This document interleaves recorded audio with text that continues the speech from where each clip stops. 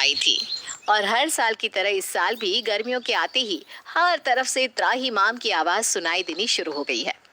वैसे तो ये आग उगलता सूरज और गर्म हवाओं के थपेड़े हर किसी के लिए परेशानी ही लाते हैं, लेकिन हाउसवाइफ्स की जिंदगी में ये गर्मियां अलग ही तरह की समस्या लेकर आती है। आइए इस कहानी में आपको समझाते हैं। गर्मी क्या, ये ऐसा लगता है जान की मुसीबत आ गई। अरे एक तो इतनी गर्मी में पसीने में भीग कर खाना बनाओ, ऊपर से ये वाहियात काम करो सो अलग। पूरा पूरा दिन कूलर चलता है, लेकिन मजाल है कि कोई कूलर में थोड़ा सा भी पानी भर दे। अरे कूलर जब तक लू के थपेड़े न मारने लग जाए तब तक किसी के कान पर जू नहीं रेंग सकती। और उसमें भी सब बैठे एक दूसरे का मुंह ताकते रहेंगे कि कोई जाकर कूलर में पानी लगा दे तो उनकी जान छूटे। क्या हुआ भाभी, ऐसा क्यों लग रहा है कि आप अभी कुछ देर पहले तक गुस्से में कुछ बड़बड़ा रही थी? मुझे डाइनिंग टेबल तक आवाज सुनाई दे रही थी आपकी। अगर कुछ कहना तो साफ साफ कहो ना, कि पीठ पीछे बड़बड़ाने की जरूरत क्या है? लो जी, अब मुझे मुंह भी इनसे पूछ कर खोलना पड़ेगा, क्योंकि कहीं देवरानी अंशिका जी को बुरा लग गया तो। अरे भाभी कोई बात है तो बोलो ना, ऐसे चिढ़कर रिएक्ट क्यों कर रही हो आप? चिढ़ू नहीं तो क्या करूं? हैं? एक तो पहले ही गर्मी से मेरा दिमाग तप रहा है। 1000 बार कह दिया इस आदमी से कि हॉल में एसी लगवा दो, कम से कम खाना बनाते हुए गर्मी से जान तो नहीं निकलेगी। लेकिन नहीं, किसी के कान पर जू रहेंगे तब ना। खुद तो साहब पूरा दिन एयर कंडीशन कैबिन में बैठ कर आते हैं और हमें बिजली और पैसा बचाने का ज्ञान देते हैं। और चलो मान लिया नहीं लगवा सकते इस घर में एसी, ठीक है, नहीं है हमारी एसी जितनी हैसियत, लेकिन कम से कम 2 वक्त कूलर में पानी तो भर सकते हैं। नहीं, लेकिन कूलर में पानी भरने के नाम पर तो तुम्हारे जेठ क्या पूरा घर गूंगा बहरा हो जाता है।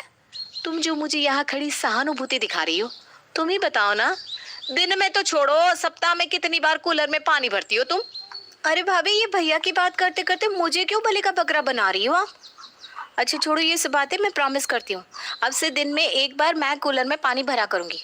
चलो अभी आप बिल्कुल शांत हो जाओ, पहले यहाँ कूलर के आगे बैठकर एक गिलास ठंडा पानी पियो, उसके बाद काम करना। मैं अभी लेकर आई ठंडा पानी। देवरानी अंशिका जेठानी का गुस्सा शांत करने के लिए ठंडा पानी लाने के लिए जैसे ही फ्रिज का दरवाजा खुलती है, उसका माथा ठनक जाता है। ओ भाभी, फ्रिज में ठंडा पानी तो है ही नहीं।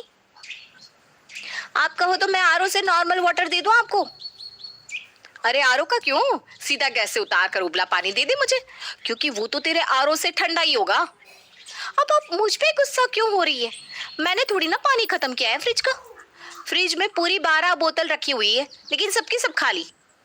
शर्म नाम की चीज नहीं है यहाँ किसी को। अरे ऐसा लगता है मेरे अलावा किसी को पड़ी ही नहीं इस घर की। सुबह से 3 बार बोतल भरकर लगा चुकी हूँ, लेकिन जब भी मैं पानी पीने के लिए बोतल ढूंढती हूँ मुझे हमेशा खाली ही मिलती है। अरे भाभी, कल पूरा दिन मैंने पानी की बोतलें भरी थी, लेकिन आपकी बात ना एकदम सच है। जब भी मैं पानी पीने के लिए रसोई में गई, मुझे हर बार खाली बोतलें ही हाथ लगी। और आप भी ना सारा गुस्सा बस मुझे ही दिखाती हो। अरे घर में पानी क्या बस मैं ही पीती हूँ? बोतल तो सबको भरकर रखनी चाहिए ना। तो ठीक है, आज सबको आ जाने दो, मैं इसका फैसला करके ही रहूंगी। रात के समय मम्मी जी, वैसे तो पायल घर का कोई काम नहीं करती, लेकिन क्या पानी की बोतल भी भरकर नहीं रख सकती है? अरे घर में इतने सारे मेंबर है पानी पीने वाले, लेकिन कोई एक भी हाथ पैर हिलाकर बोतल नहीं भरना चाहता। अब आप ही देख लो, या तो सबकी जिम्मेदारियां तय कर दो, नहीं तो हम भी दिन भर पानी की बोतलें भरकर रखने का सरदर्द ज्यादा दिन तक नहीं झेल पाएंगे। अरे भाभी, एक ननद है आपकी, कभी थोड़ा मीठा भी बोल लिया करो। आप 2 भाभियां होकर भी हर समय मेरे ऊपर ही आंख गड़ाए रहती हो। अरे ऐसा भी क्या काम है आप लोगों के पास कि पानी की बोतलें भरने के लिए घर में महाभारत कर रही हो? पायल, हम कहाँ कह रहे कि हमारे पास कोई काम है। ऐसा करो, हमारा काम तुम संभाल लिया करो और ये बोतल भरने का कठिन काम हम मिल बांट कर लेंगे। अब तो ठीक है ना प्यारी ननद रानी जी? देखो, तुम्हारी ये जरा जरा सी बातों को लेकर पंचायत लगाने की आदत मुझे कतई पसंद नहीं है। अरे 2 मिनट लगते हैं पानी भरकर बोतलें लगाने में, उसके लिए महाभारत छेड़ रखी है सबने। ए पायल, आज से जो भी बोतल खाली करेगा भरकर रखने की जिम्मेदारी भी उसी की। अरे मम्मी, आप तो मुझे ऐसे सुना रही हो जैसे पूरा दिन घर में बैठकर पानी सिर्फ मैं पीती हूँ, और अब क्या पानी भी डर डर के पीना पड़ेगा? नहीं नहीं प्यारी ननद रानी, तुम्हें डर डर के पानी पीने की कोई जरूरत नहीं है। खूब दिल खोल कर पानी पियो, बस पानी पीने के बाद बोतल भरकर जरूर रख देना। सास के बोतलें भर के रखने के फरमान के बाद अंशिका और वेदिका को ऐसा लगा था जैसे उनकी परेशानी हल हो गई। इसलिए वो दोनों अब बेहद हल्का महसूस कर रही थी। लेकिन वो दोनों ये नहीं जानती थी कि कुत्ते की दुम का सीधा हो पाना इतना सरल काम नहीं है। अगले दिन, अरे अंशिका, आज तो सच में ज्यादा ही गर्मी है। घर के काम निपटाते निपटाते ऐसा लग रहा है कि पूरी बॉडी डिहाइड्रेट हो गई है। तो ऐसा कर, फटाफट से 2 ग्लास ठंडा ठंडा नींबू पानी बना कर लिया। मुझे तो ऐसा लग रहा है चक्कर खाकर गिर जाऊंगी आज। अच्छा ठीक है भाभी, आप बैठो, मैं अभी बना कर लाती हूँ। कुछ देर के बाद, अरे कहाँ रह गया तेरा नींबू पानी? मैं चक्कर खाकर गिर जाऊंगी, उसके बाद लेकर आएगी क्या? अरे भाभी क्या बताऊं, हमारे घर में ना सब लोग कुत्ते की दुम है। कोई सुधरने वाला नहीं है इस घर में। देख लो सारी बोतलों का हाल। बोतल खाली होने के बाद पानी ना भरना पड़ जाए, इस डर के मारे सारी बोतलों में एक एक घूंट पानी बचा के रखा हुआ है। क्योंकि जो बोतल खाली करेगा बोतल तो वही भरेगा। ना बोतल कभी खाली होगी और ना कभी भरनी पड़ेगी। अब समझिए आप। इसका मतलब ये है कि हमारे घर में चाहे कुछ भी कर लो, हालात यही के यही रहने वाले हैं। तो ठीक है, मैं भी आज की बात कसम खाती हूँ, फ्रिज में एक भी बोतल भर के मैं नहीं लगाने वाली। जब सबको गर्म पानी मिलेगा ना पीने के लिए, तो 2 दिन में सबकी अकल ठिकाने आ जाएगी। सबको सब कुछ किया कराया मिल रहा है ना, इसलिए घर में हमारी बातों की कोई वैल्यू नहीं है। अगले दिन दोपहर के लगभग 2 बजे सास शांति अपनी बहू को आवाज लगाती है। आशिका, वेदिका, देखो बेटा मामा जी आए हैं, जरा चाय नाश्ता लगाओ मामा जी के लिए। अरे नहीं नहीं दीदी, इतनी गर्मी है, आग बरस रही है बाहर। अब चाय वाय मत बनाइए, चाय की कोई जरूरत नहीं है। अरे ऐसे कैसे भैया, अब सर्दी गर्मी से क्या मतलब है? घर आए अतिथि को चाय नाश्ता देना तो हमारा फर्ज बनता है। अच्छा ठीक है, अब आप इतना जिद कर रही हो तो ऐसा करो, एक ही गिलास शरबत पिलवा दो। अच्छा वेदिका बहू, ऐसा करो मामा जी के लिए ठंडा ठंडा शरबत बना कर ले आओ। अंशिका, मम्मी जी ने कहा है मामा जी के लिए शरबत बना कर ले आओ। अब आज मम्मी जी को समझ में आएगा कि ये जो महीनों से हम पानी की बोतलें भरवाने के लिए क्रांति कर रहे हैं, उसका क्या मतलब है। अरे वो सब तो ठीक है भाभी, लेकिन अभी तो आप ये बताइए कि मामा जी को शरबत कैसे पिलाएंगी। अब तो सिर्फ ये आरओ के उबलते पानी में ही शरबत बन सकता है, क्या किया जाए। देखो अंशिका, मैं तो मामा जी की भलाई के लिए उन्हें चाय ऑफर कर रही थी, लेकिन उनकी इच्छा थी कि वो चाय नहीं शरबत पियेंगे। ठीक है, शरबत ही सही। वेदिका की बात बिल्कुल सही थी। दोपहर के 2 बजे आरओ में स्टोर हुआ पानी बिल्कुल उबलते पानी जितना गर्म हो चुका था। वेदिका और अंशिका मामा जी के लिए शरबत तैयार करती है और जाकर बैठक में दे आती है। अरे दीदी, आज कौन सा बदला निकाला है आपने मुझसे, ये शरबत पिला रही है? अरे भैया ऐसा क्यों कह रहे हैं, आपसे बदला क्यों निकालेंगे भाई। अच्छा, एक बार जरा शरबत चक्कर देखो अपने गिलास का, समझ में आ जाएगा मैं ऐसा क्यों कह रहा हूँ। अरे बहू, ये क्या बेवकूफी है, मेहमानों के सामने ऐसे उबलते हुए पानी में शरबत बनाकर रखा जाता है क्या? थोड़ा सा तो दिमाग लगाया करो तुम दोनों। हमारी क्या गलती है, फ्रिज में ठंडे पानी की कोई बोतल ही नहीं है। अब घर में जैसा पानी था हमने उसका शरबत बनाकर दे दिया। बताइए हमने क्या गलत किया। अरे कोई बात नहीं बेटा, रहने दो, ऐसे ही पी लेंगे, तुम परेशान ना हो। 2 दिन बाद, नमस्ते मौसी जी, कैसी हैं आप? मैं तो ठीक हूँ बेटा, शांति कहाँ है? आप बैठिए ना मौसी जी, मैं मम्मी जी को बुलाती हूँ, तब तक आपके लिए चाय रख देती हूँ। अरे नहीं नहीं बेटा, तू चाय रहने दे, बस थोड़ा नींबू पानी पिला दे, गर्मी बहुत हो रही है ना। वो मौसी जी, लेकिन ठंडा पानी। अरे बेटा तू चिंता क्यों कर रही है, ठंडा पानी मैं साथ लेकर आई हूँ। अरे उस दिन तुमने मामा जी को गरम शरबत पिलाया ना तब से तो हम घबरा गए हैं भाई तुम्हारे यहाँ शरबत पीने के नाम से, इसलिए मैं अपना ठंडा पानी साथ लेकर आई हूँ।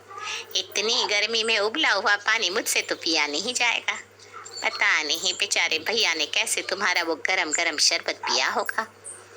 मामा से मौसी, मौसी से होते हुए पूरी रिश्तेदारी में ये खबर आग की तरह फैल गई थी कि शांति के घर पर ठंडा पानी नहीं मिलता जिसके कारण मेहमान अपने साथ ठंडे पानी की बोतलें लेकर आने लगे थे। अरे अगर दुनिया में बेशर्म लोगों की लिस्ट बनाई जाए ना, तो उसमें हमारे घर के लोगों का नाम सबसे ऊपर आएगा। बहू हो, बेटी हो या बेटा, सब के सब एक जैसे हैं। एक दूसरे से होड़ करने के चक्कर में मेहमानों के सामने भी इज्जत खाक में मिला दी है सबने। तुम्हें बहुत समस्या है ना पानी की बोतल भरने में। ठीक है, आज के बाद ना घर में बोतलें रहेंगी ना कोई भरेगा। अब घर में मिट्टी का घड़ा आएगा, जिसे पीना हो घड़े का पानी पिए, नहीं तो पीते रहो गर्म पानी। गर्म पानी का सॉल्यूशन तो शांति निवास को मिल गया था, लेकिन बोतल कौन भरेगा का कलेश अब घड़ा कौन भरेगा में तब्दील हो गया था। किशोरी लाल जी के बेटे राघव की शादी की बात जगह जगह चल रही थी, लेकिन किशोरी लाल जी को कोई लड़की पसंद ही नहीं आती थी, और उसकी एक ही वजह थी, किशोरी लाल जी का लालची होना। उनको लड़के वालों से मोटा दहेज चाहिए था, और इसी चक्कर में एक दिन वो एक बहुत पैसे वाले के घर अपने बेटे का रिश्ता लेकर पहुंचे। उस आदमी का नाम था ओम प्रकाश। देखे किशोरी लाल जी, मेरी एक ही बेटी है और मेरी सारी संपत्ति जायदाद सब कुछ मेरी बेटी नैना का ही है। पापा, नाम से लगता है बहुत खूबसूरत होगी। कितना अच्छा नाम है ना, नैना। ओ वैसे बात तो सही है आपकी। अब इतना पैसा है, जमीन जायदाद है, इकलौती बेटी, आप भी क्या करेंगे, सब कुछ उसे ही देंगे ना। बिल्कुल ठीक पहचाना आपने। बस बेटी की शादी और सारी जायदाद उसके नाम। पापा, बिना देखे हाँ कर दीजिए ना, इतना अच्छा रिश्ता फिर कहाँ मिलेगा, माला माल हो जाएंगे हम। मैं अपनी बेटी को बुलाता हूँ। अरे नहीं नहीं नहीं नहीं, आपकी बेटी का नाम नैना है, सुनकर ही लगता है बहुत सुंदर होगी।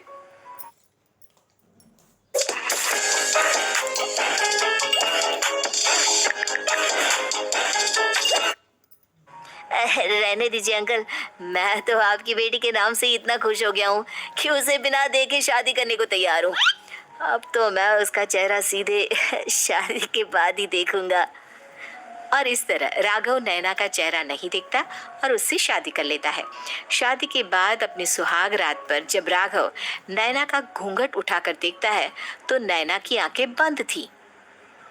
कितने खूबसूरत हो तुम नैना, जरा अपनी आंखें खोलकर मेरी तरफ देखो तो सही। नहीं, मुझे शर्म आती है।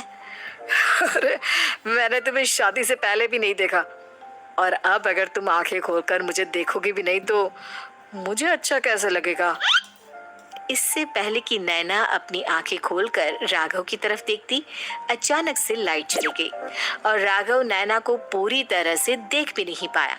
अगली सुबह नैना राघव के लिए नाश्ता बनाकर लेकर आई। अरे ये क्या, आधा पराठा सीका हुआ है और आधा बिल्कुल कच्चा। ये तुमने क्या किया नैना?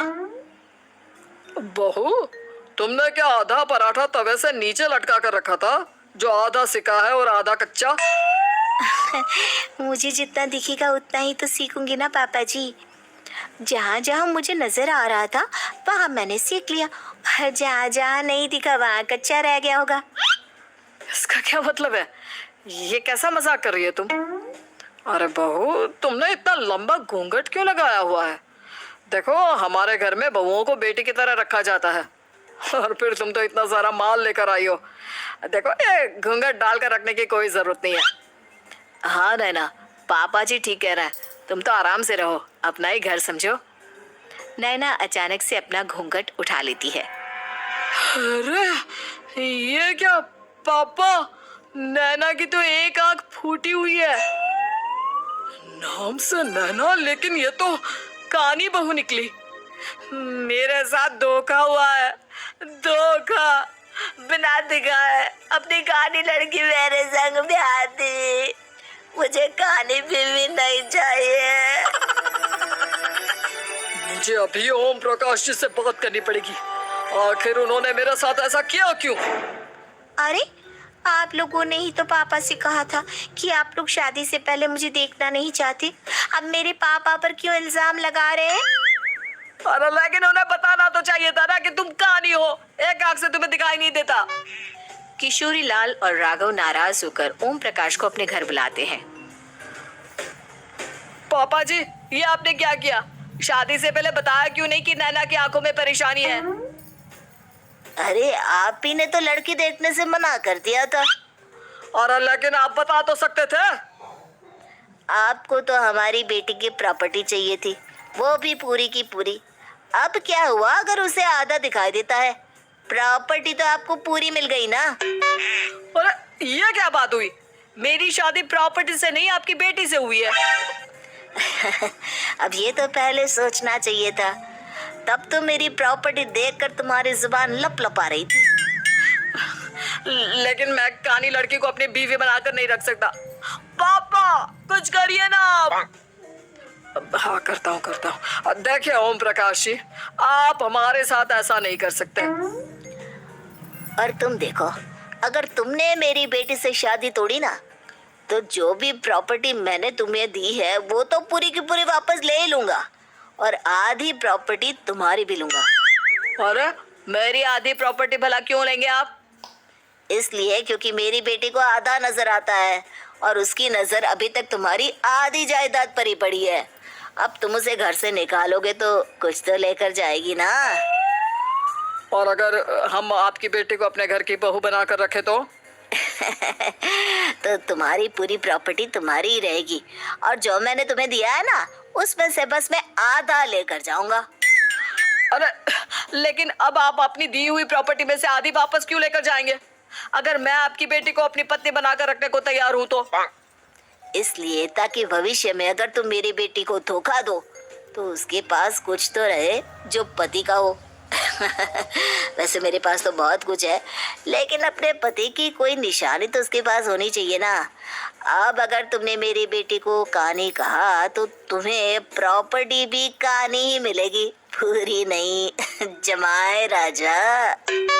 किशोरी लाल और राघव समझ चुके थे कि वो बुरी तरह फंस चुके हैं और अब उनके पास वहां से निकलने का कोई चारा नहीं है। अब समझ में आया ना, लालच बुरी बला होती है।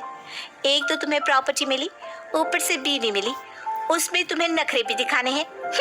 आए बड़े, चुपचाप बैठो दोनों।